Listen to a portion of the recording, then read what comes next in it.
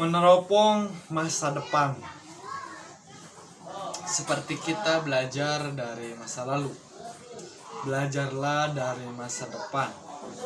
Seberapa jauh kita mampu meneropong masa depan, sejauh itu pula akan belajar. Maka teroponglah saat wajah kita sudah dipenuhi kerutan. Apa yang telah kita lakukan saat rambut kita sudah dipenuhi uban?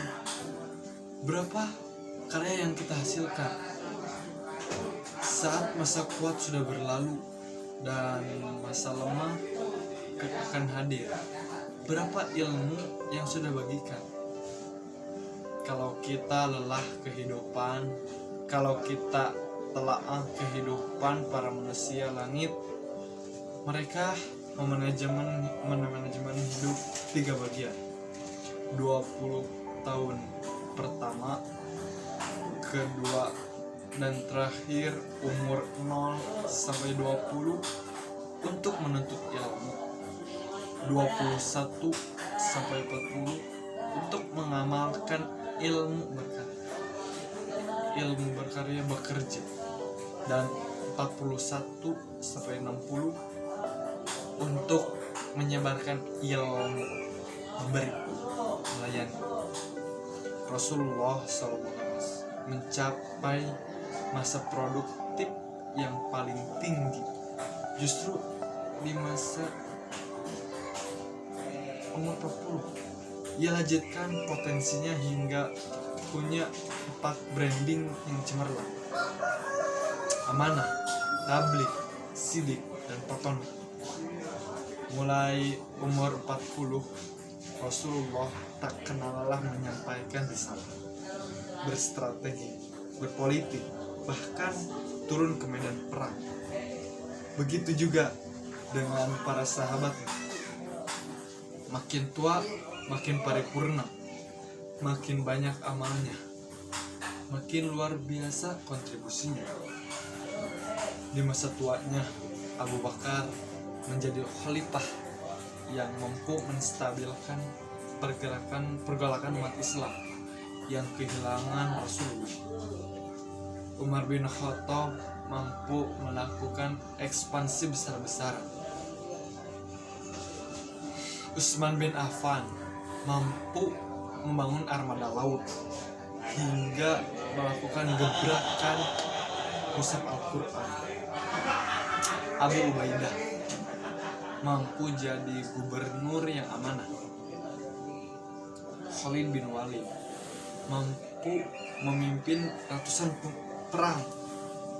Juga lihatlah para ibunda kita,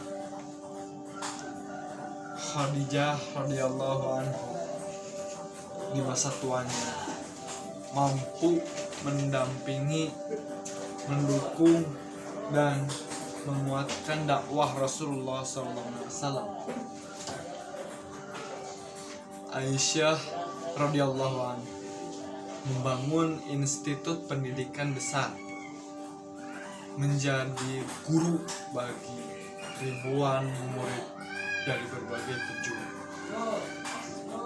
Asma binti Abu Bakar di umur hampir 100 tahun masih tajam dan cerdas sebagai konsultan anaknya Abdullah, seorang khalifah mulai Hijaz, Yaman, Irak, dan Khurasan.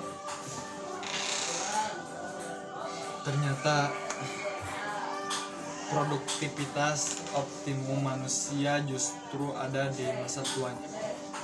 Karena di 20 tahun terakhir kita telah kenyang ilmu, pengalaman, hikmah, dan kebijaksanaan. Maka mari jaga dan maksimalkan jasad dan hati kita. Asah akal dengan belajar, baca buku, ikuti ruang-ruang ilmu, jaga jasad kita dengan olahraga, makan makanan yang bergizi, hidup teratur. Dulu Rasulullah SAW menegur sahabatnya yang perutnya buncit. Bahkan Umar bin Khattab marah melihat perut sahabat yang buncit. Ini ajaib dari Allah. Bersihkan hati dengan selalu dengan Al-Quran, zikir, sholat, dan taat kepada Allah.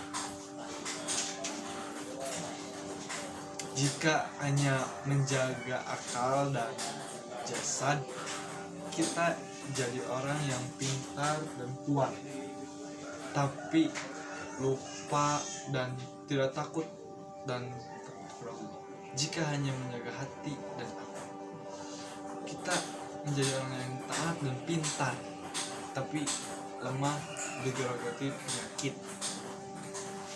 Jika hanya menjaga hati dan jasad, kita jadi orang taat dan kuat, tapi tak punya ilmu, bisa dibodohi, bahkan berbuat kerusakan karena ketidaktahuan kita. Begitulah, masa muda ternyata bukan untuk bersantai, tapi untuk mempersiapkan. Masa tua ternyata bukan untuk istirahat, tapi memaksimalkan kontribusi. Entah berapa umur kita, tugas kita menjalankan peran terbaik selama masa depan.